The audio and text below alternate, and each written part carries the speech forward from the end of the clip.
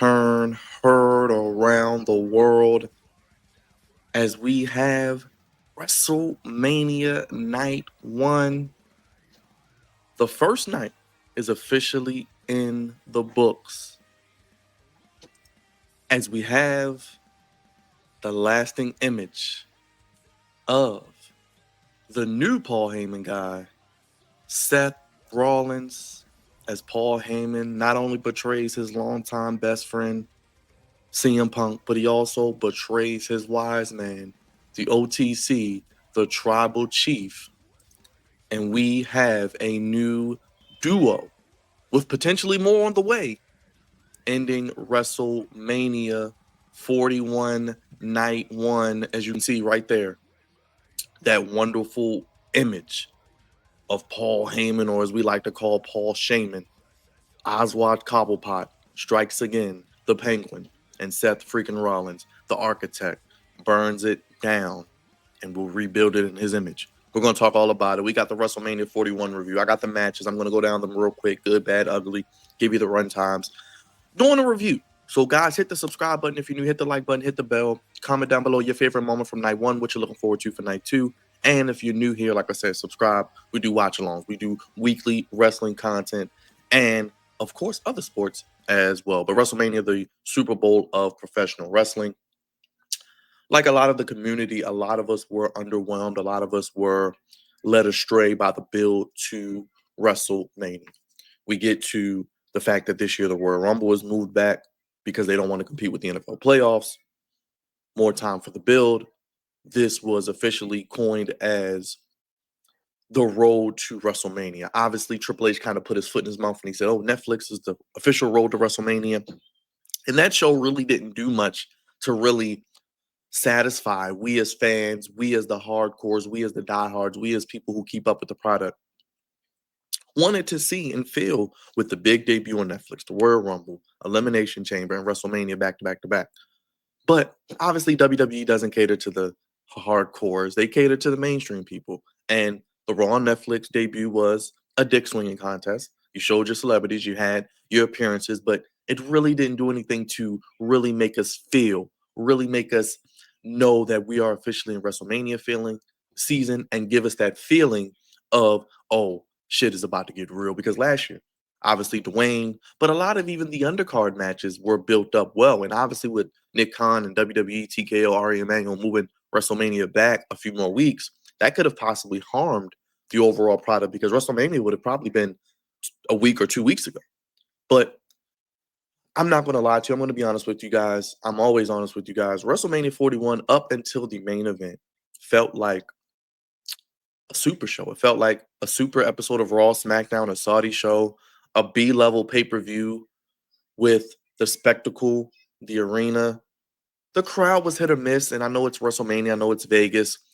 The crowd at times was dead. I'm not going to lie. I couldn't hear them on my television. You let me know in the comment section what you think. But also, there were times where they came alive.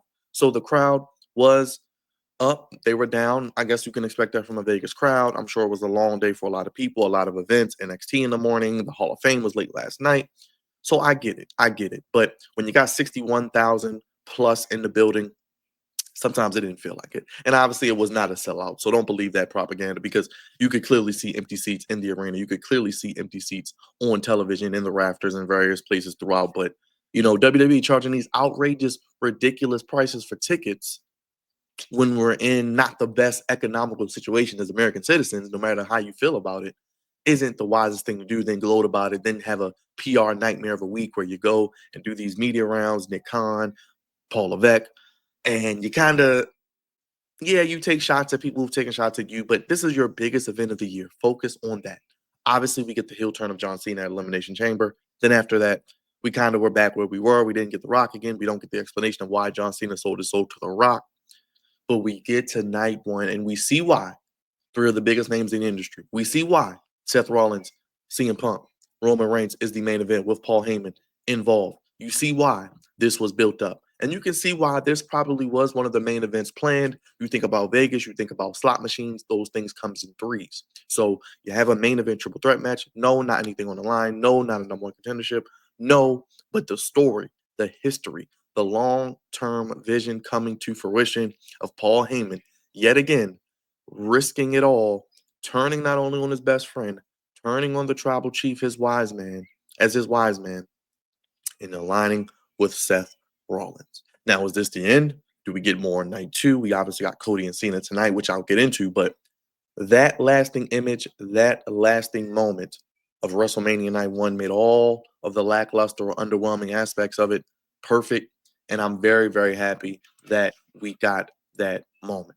Now, we did start the show. Let's go back to the beginning. We started the show as I predicted with, of course, Jey Uso and Gunther. We knew this moment was going to happen. We knew why this was taking place. We knew why this opened the show.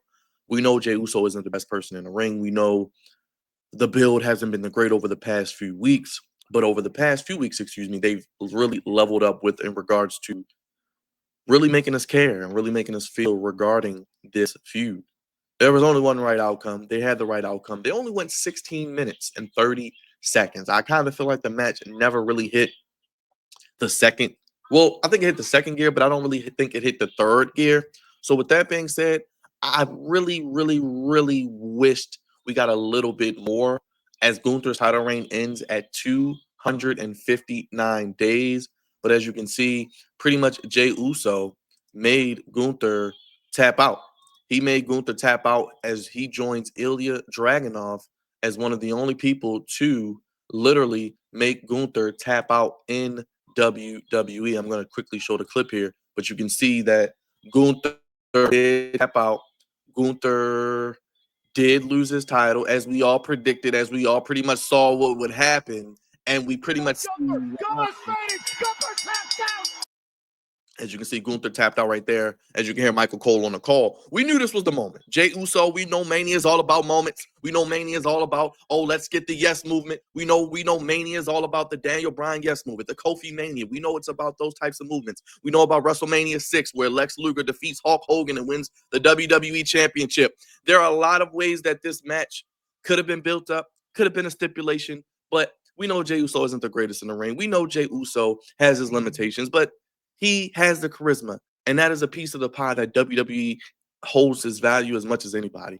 And whether you didn't like it, whether you had selective outrage, fake outrage about Jey Uso, about what he's capable of doing as world champion, how long his title reign is going to be, it was a great moment. The press conference was fun. You see Jey Uso right there celebrating with Jimmy Uso. That was a great moment. And just the lasting image of Jey Uso winning the World Heavyweight Championship, becoming main event Jey Uso, the story that has been 4 or 5 years in the making of becoming the right-hand man, proclaiming himself main event Jey Uso, and realizing that story right there, making Gunther tap to the sleeper hold.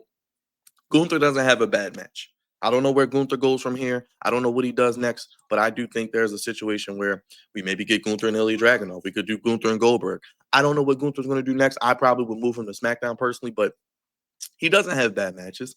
He is fantastic. And regardless of your list of best wrestlers in the world, you have to legitimately put Gunther in your top 5.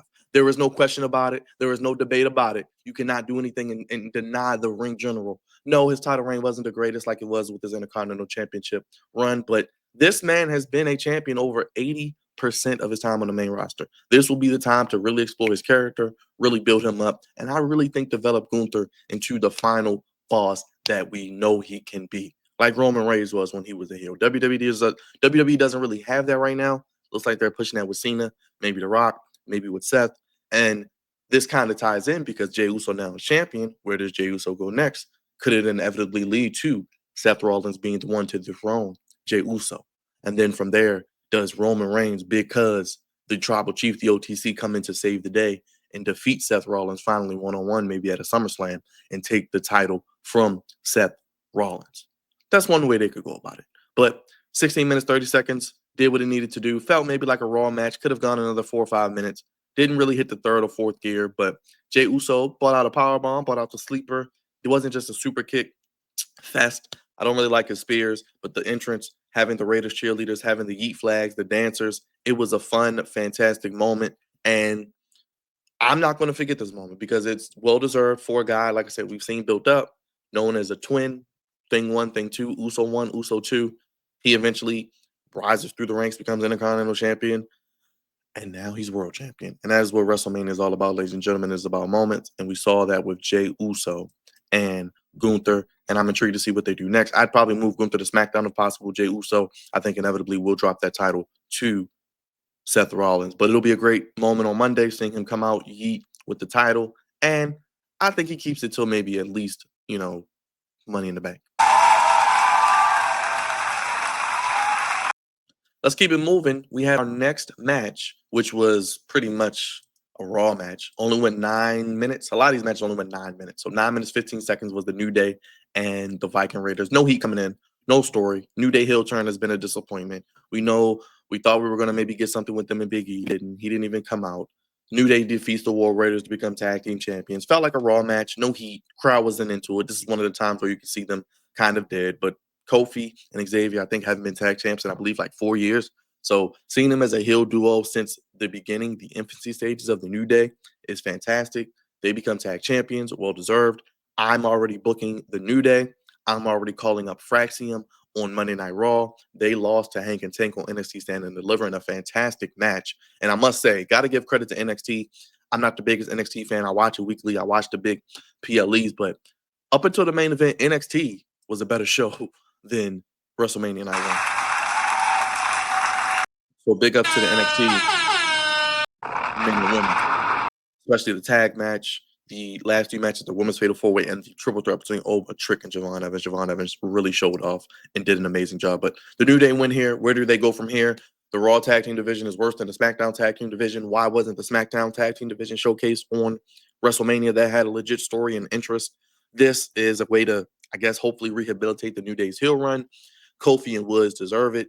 They're one of the greatest tag teams in WWE history. Where does it go from here? Like I said, I think they keep those belts at least until SummerSlam. I'm probably building up a match between them and Fraxium, and I'm giving Fraxium the rub, defeating the heel New Day at SummerSlam and MetLife in a 2-night WrestleMania spectacle. So 9 minutes, 30 seconds, pretty much was a Raw match. Nothing special there. Viking Raiders or War Raiders are a really good tag team, but it just seems like the crowd doesn't care or connect with them. And I'm still calling them the Viking Raiders, and I blame Vince McMahon for that because he's kind of ripped away everything that made them great and took away their music and took away a lot of their moveset. And now Triple H is trying to give everything back to a lot of these individuals. And it's not just the War Raiders, it's a lot of other individuals. And hopefully they can be rehabilitated. They can do what they need to do. And this tag division on Raw can get some life, can get more injection. I think they need to get rid of 2 sets of tag titles, but they need to unify the titles. But they want to go down that road, maybe even do the New Day and I don't know, whomever else.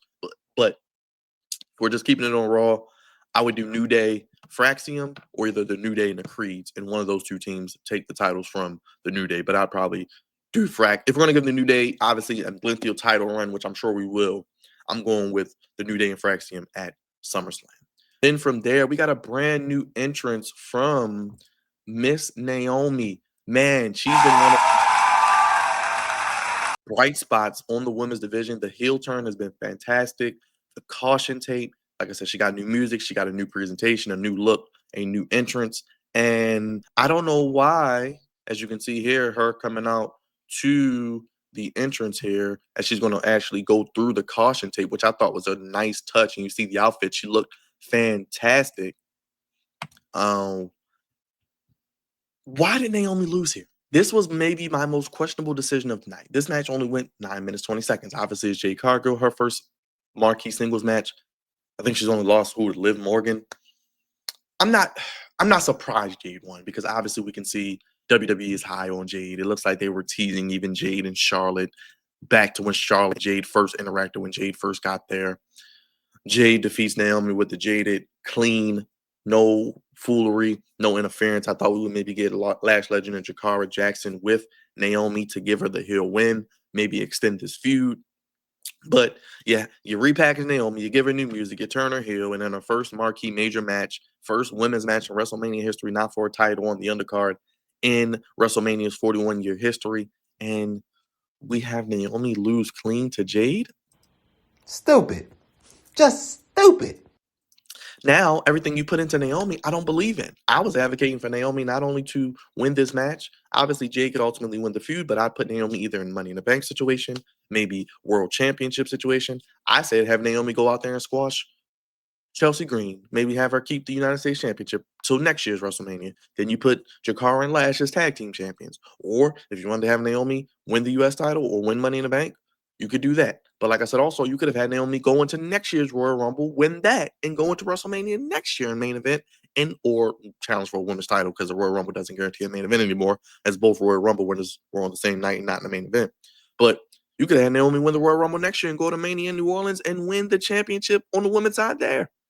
But you have Naomi lose here. I don't know where they go from here with her. I don't know what plans they have. Jade seems to be, they're putting the rocket back on her back. Do we get Jade maybe going after the world championship? I don't want that. I really don't want that. I don't want Jade. I don't think Jade is a long-term single star. She's better, obviously, in the tag team. She's pretty much Jade Berg. She's like Goldberg. She does 4 or 5 moves. Now, she did have a wonderful, wonderful, wonderful finish they did to their match. As you can, I'm going to try to pull up a little bit here, but you can see some of the moves here that they went balls to the wall. These ladies, in that last like maybe 25, 30 seconds, they did their thing. As you can see here, the ladies really, really did their thing. They did a great job, I think, with some of the movesets. That you really got to see Jade's power. You got to see her ability, as you can see right there, with the power bomb on Naomi. It was a wonderful finish, but Jade wins clean. Like I said, I don't know where we go from here. I don't know what we do next. I don't know where we're going with this opportunity for Jade, for Naomi moving forward, because I really, really think that the women's division needed that marquee heel, needed that person that can really, I think, embody what we're looking for in a women's division. This is a match that didn't need a title. They did a great job with that. And I don't know where we go with Naomi. It seems like they always tease us. Like they give her something good, and then all of a sudden, it's just like, all right, well, what do we do next? You know what I mean? So Jade wins, and 9 minutes later, Naomi's a loser yet again. Nevertheless, we'll see what they do. Maybe this isn't a one and done, but I don't care to see it again because I would have had Naomi win. But maybe Naomi, Jade, and Bianca, because I think Jade even mentioned Bianca last night. There's still something there with those three. So maybe we get that tease. Do we maybe eventually get a triple threat between those three? And we're still going to get Jade and Bianca one-on-one. So we'll see. Next match was the United States Championship match as your favorite Samoan, the one, the only Samoan werewolf, Jacob Fatu. Jacob Fatu, the Samoan werewolf. I love you, Solo. We got to give Jacob Fatu his flowers, man.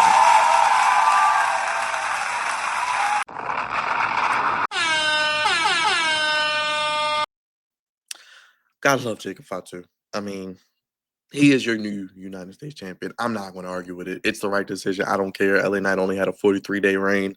This match only went 10 minutes, 40 seconds. I could have seen another 3 or 4 minutes at least. But, I mean, if you look at this move, this was probably the spot of the night with the Jacob Fatu, the beautiful moonsault that he does when he hops up on the second rope, then hops up on the top rope, and then moonsaults back. It was reversed into BFT, which is LA Knight's finisher.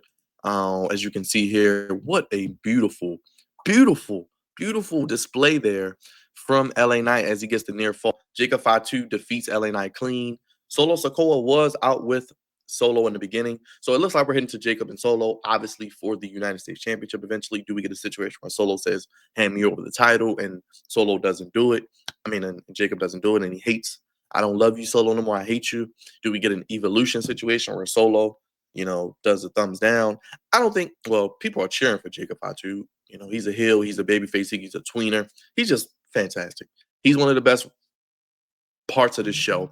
This was up until we got to the main event. This was the match of the night. LA Knight bought his big boy pants. LA Knight was brought to a great match by Jacob Fatu. LA Knight had a really cool entrance. He came in with the Maserati, very LA Knight-esque. I don't know what we do with LA Knight next. I don't want to turn him heel because he's extremely over. Should have never lost the United States Championship to Shinsuke Nakamura. Should have walked in maybe as champion. Then this would have made more sense. But Jacob Fatu, man. Like I said, eventually, this is only the beginning. He's just scratching the surface. He wins his first singles title. He's your new United States champion. I would have him now go on a Gunther-like title reign with the United States Championship. Hey, if you want to have him hold it until next year's WrestleMania, like I said, with that United States Championship, let him be the longest reigning United States champion of the modern era, bring some prestige back to that title. And he doesn't have a a shortage of challenges on SmackDown. I mean, you look at Jacob Fatu, you got Solo Sikoa, you got LA Knight still, you got Shinsuke Nakamura, you got Carmelo Hayes, you got Andrade, you got Santos Escobar, you got Malachi Aleister Black coming in, you got Ray Phoenix. You got so many options. That's about 6 or 7 guys right there that can take you through the rest of the year. And he's not going to be defending the title every week. He's going to be kind of like that mid-card, mid-boss Roman Reigns situation where you're going to walk into there for a fight. You look in his eyes, he's shaking and tremoring and doing all these things that you just love. And he's so believable. He's your new favorite Samoan. He's my favorite Samoan probably right now, him and Roman Reigns. And he's going to be off to a great start. I'm excited to see what he does with the United States Championship. Well-deserved Jacob Fatu. I cannot wait to see what that brother does with that title. I can't wait to see the story there. Maybe we get him and Solo at Backlash. Let's keep the train moving here. Like I said, LA Knight only 43 days. And then we had the wonderful, spectacular entrance of El Grande Americano with the mariachi band. He came out with the mariachi band. He had the people in the American-made El Grande Americano mask. It was just fantastic. You know, Chad Gable was fantastic.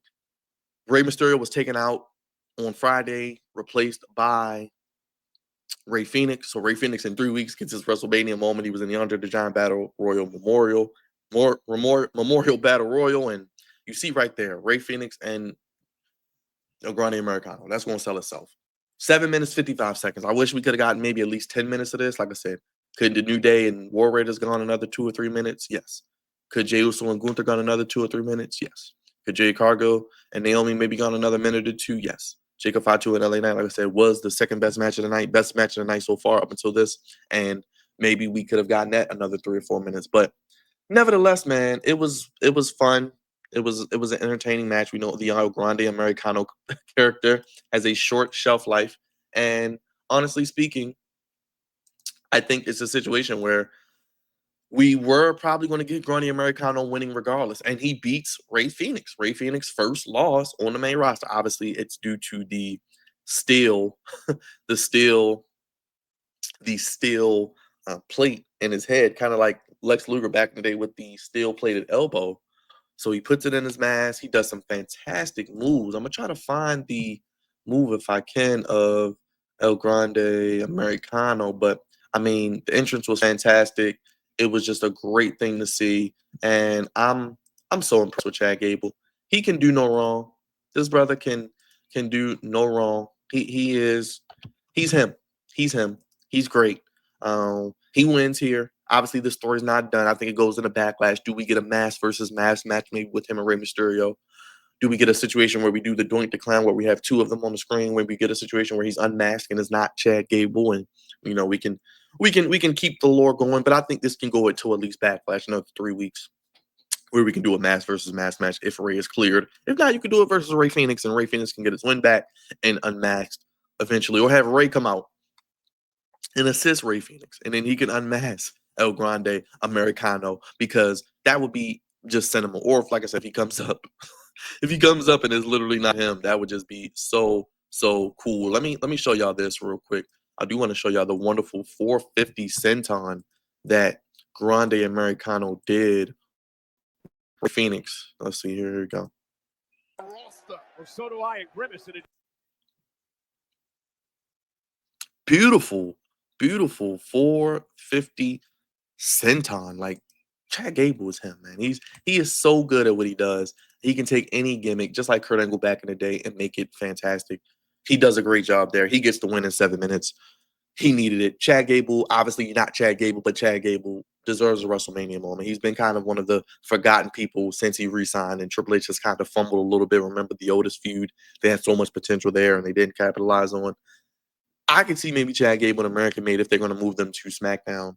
Possibly that would be great for them as well. But El Grande Americano wins, and I'm sure this feud is not done yet. Let's get to the ladies, as we had Tiffany Stratton with a custom Barbie entrance. I thought the entrance was really, really cool. One thing about WrestleMania that I love is a spectacle, the entrances. You had the Tiffany Stratton Barbie theme. You had her come out. You had each, different box was a different Barbie, as you'll see on the screen in a second. As it was revealed, she did the little Barbie entrance, had her in different outfits. It was sponsored by Mattel, as you can see there. And it was great. It was great. As you can see, the production crew walking back. But the Buff Barbie, I love that gimmick with her in NXT. She comes out and gets the win, the well-deserved win over Charlotte Flair. The match, I wanted it to be a little bit better. I feel like we were we were getting there because the match only went, how far did the match go? Only went 19:05. I feel like it still had like another 2 to 3 minutes. The ending was not anticlimactic because you kind of saw the story. Both were going for the knee. I said, oh boy, Charlotte's going for the knee. This could be the end for Tiffany. But then you saw Tiffany go for the surgically repaired knee of Charlotte that kept her out for 18 months.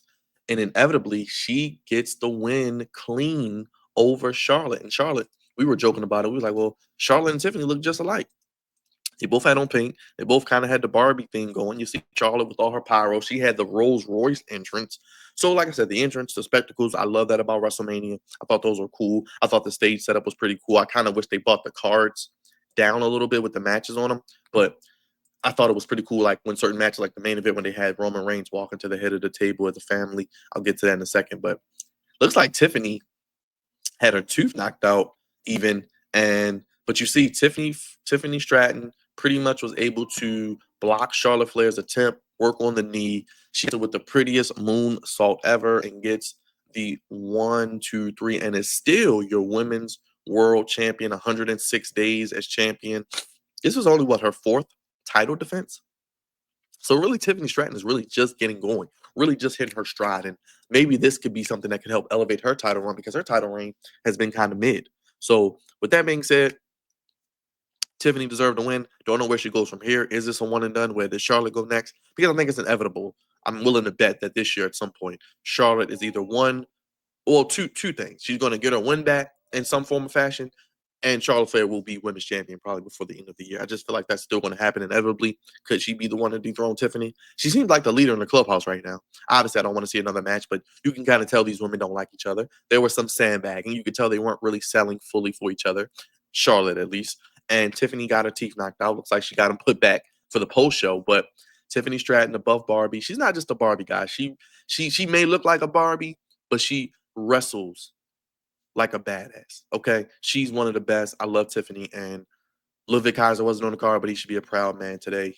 The two ladies killed it. I mean, Charlotte doesn't have a bad match, but you see, she took the pin. She did the right thing, and I got to give credit where it's due. We talk about Charlotte, her appearance, her Hogan-like nature, not putting anyone over, but congrats to her for putting over Tiffany. It was the right decision. Like a lot of people said, Charlotte shouldn't be rewarded for going off script and trying to make this girl look bad. She should be trying to put her over. And if she was originally scheduled to win it, she doesn't deserve it right now. Make her work for it. Make her put some people over. Make her involved in some storylines that aren't world title heavy. And then maybe we can go back later this year to her challenging for the world championship. We had Seth Rollins come out first for the triple threat. Now at the main event. This was fantastic. As you can see, Rollins, how apropos on Easter with the all white. He came out in black, burning stuff down with the flamethrower, and then he's all white, the Messiah, like Seth Rollins. This was 32 minutes and 55 seconds of just pure cinema. I could have went for another 4 or 5 minutes if they wanted to give it to me, but I loved it. Then you see Roman Reigns come out with the custom Jordan wrestling boots, and then you can kind of see there that Roman Reigns, you saw the cards kind of come down where Roman Reigns is walking to the head of the table, the head of the family with Yokozuna, Rikishi, The Rock, Alpha, Sika, the Usos, Jacob, Solo, all the Anoa'i family. You saw them shown there as the OTC comes out, Roman Reigns, and you can see kind of what they were portraying. This was his 10th WrestleMania main event. That may never be broken. I'm not going to say never, but that is going to be hard to break, especially now with Mania 2 nights. I still see Roman having at least 1 or 2 in him left far as main event, so he probably get to 11 or 12. Acknowledge me. We acknowledge you, Roman, and then you back, and then have a situation where Roman was going to eventually get low blowed by Paul Heyman, as you're about to see right now, and you knew a lot of people were calling for it. A lot of people were saying, "Hey, it could be a situation where Seth's out with Paul Heyman." Those heard around the world in the wrestling community as Paul Heyman screws not only things again after a steel chair to the back, Roman just can't beat Seth. And I think that's the story we're going with here. Obviously, like I said, I can see Seth beating Jay and then Roman to come back and take out Seth. Now, will that be for the title? I wouldn't be mad at it if you want to move Roman to Raw. Now, I don't know. Does Roman go on his normal 3 or 4 month vacation after WrestleMania and we don't see him for a while? I don't know. Does CM Punk? I think we'll see CM Punk. He didn't say anything after the show. He just walked away. And when CM Punk's like me. He's a man of many words. So when he doesn't have anything to say, that is indeed a problem. So CM Punk, he's watching on. He does take the pin. I thought Seth would pin Punk, but he pins Roman, which we didn't see coming. And Roman Reigns takes the pin. Both men are just distorted as you see Seth and Paul Heyman aligned. You see kind of the moment here where Rollins kisses the chair, call back to the Shield. He hits Roman Reigns with the chair, and you see the closing beautiful shot of kind of like when he was behind Roman. You see Oswald Cobblepot, Paul Heyman, whatever you want to call him, the wise man. As you can see, the moments from the match, a fantastic match. You saw Roman jump into the arena side. You seen them fighting in the crowd. You saw the weapons brought in. You saw the new announce tables break. And Pat McAfee, I didn't know that table could break. All those things. So just a great overall just moment there from Seth and Punk and Roman. You see why this was the main event? This is probably one of the better main events. Was this main event better than last year? I think this main event was better than last year. I think they did a triple threat match as good as you'll see all year. And I think they were fantastic. They started out in first gear. Then they revved up to second gear. Then they got up to third gear. They got up to fourth gear. And then the climax, the ultimate final few moments, the last probably 5 to 7 minutes of this match, when they got to like the spot where Roman goes out, Seth is trying to talk to him for them to work together, take out Punk. He doesn't belong. He's an outsider. Then you see a situation where Punk, as you can see, Roman and Punk leave, and they were just distraught as Roman's music is playing, and they're over it. I think we got a situation where, as you see the moments from night one, it's crazy because Seth was trying to convince Roman to help him. They go for the Shield powerbomb, 2-man powerbomb, kind of a callback. And Roman like uppercuts Seth. He's like, I don't need you. Knocks him out. Powerbomb CM Punk. Then we get back in the ring. Roman and Punk are there. Punk is looking. Roman's looking. Boom. He gives the chair to Punk. Roman's like, oh, hell no. Low blow to Punk. Roman's like, oh, I got him. Low blow to Roman. He's in line with Seth. Seth pins Roman, and we're off to a wonderful, wonderful end to night one for WrestleMania. I enjoyed it. Like I said, up until the main event, it was more of a maybe middle of the road show. It was maybe like a 6 out of 10 because Jacob Fatu and LA Knight killed it. I think Tiffany and Charlotte, for what it was the right decision. I liked the match. It wasn't bad. It was more of a slow, strong style build-up match. Tag team match wasn't worth anything. Jay and Gunther was what I needed it to be. I didn't need it to be a 5-star classic. I think that El Grande and Ray Phoenix was very underrated. I think they had a really, really good show. A really good showing. And I'm glad that Chad Gable got the win. And I'm really looking forward to seeing what night 2 brings. Real quick, night 2 will kick off with triple threat, Io, Bianca, and Rhea. I'm thinking Rhea's going to win somehow. I don't know how. She's their biggest woman star, one of the more over ones. We get Rhea winning. So no, it's not Io will retain. Then we got Braun Breaker, Finn Balor, and Dominic Mysterio for the IC title. I'm going Dominic. AJ Styles, Logan Paul. That can go either way. I'm going Logan Paul. Damian Priest, Drew McIntyre, Stinson, Drew McIntyre. That's the only way here. Liv Morgan and Raquel. We know Bailey's out. Ira has a new partner. It looks like it's going to be next week. Tag team match to win the championship. Randy Orton has an open challenge for Cody Rhodes based on John Cena. I think night 2 already seems like it's going to be the better night, just top to bottom. But night 1's main event and that ending moment is going to be something hard to top. Now, do we get The Rock tonight? I think so. Do we get maybe Seth Rollins aligning with The Rock? Do we get maybe that revealed as the third man, as Paul Heyman and Seth Rollins both aligning with The Rock maybe, and we get that story? Because if they're going to tell this story with Heel Cena as champion and maybe The Rock in the background pulling the strings, selling this whole, they're going to need a guy on TV every week. They're going to need a guy that's a workhorse. No better place, no better person than Seth Rollins. He's been a bridesmaid, and I said it's time for him to be the bride. He was Cody Shields last year. He lost his title. He's put it over. He's brought relevance back to the world title. Seth Rollins, I think, will eventually take the title from Jey Uso. We'll get a situation where we get Roman and Seth one-on-one. We still can get Roman and Punk one-on-one. We still can do CM Punk and Seth one more time. We could do, eventually, we're going to do probably maybe Punk and Cena. Does Punk take the title from Cena? Maybe Drew McIntyre take it from Punk, and then Sami Zayn maybe beat Drew next year, Mania, after winning the Rumble in Saudi. A lot of ways we can go. I think Cena walks out with the championship. We get a Rock appearance, maybe some sort of Travis Scott appearance. Does Cena get, just Cody get screwed, and then it's like another WrestleMania 39 moment? I don't know, but anything could happen. Now, Cody could win. Now, that would be stupid. That would defeat everything we've built up over the last month, 2 months. But we need something big tonight to equal night one. I think night one was a solid 7 out of 10. I'll give it a solid 7 out of 10. Let me know your rankings down below. Let me know your rating down below if you made it to this far in the video. Hit the thumbs up. We'll be live tonight for WrestleMania 41 Night 2. Hit the bell to know when all of our content drops. We were live for NXT Stand and Deliver, live for night one. And make sure you guys hit the subscribe button if you're new. Give it a Seth Rollins stomp. We do wrestling content. This is one of our first reviews, brought to you by yours truly, God's favorite host. Hope you guys enjoyed. I've rambled on long enough. But I said it was a good show. Like I said, up until the main event, it was kind of lackluster, but the main event really helped put it over the top. Jacob Fatu and LA Knight, what a fantastic match. El Grande Americano, fantastic. I think Tiffany and Charlotte was the right decision. Tag match, hopefully we get some invigoration in the tag division. Want to see where Jey Uso goes. Great moment seeing Jimmy and Jay as he finally becomes main event Jey Uso. And we'll see what they do on night two. But we'll be live for night two tonight. Make sure you join us.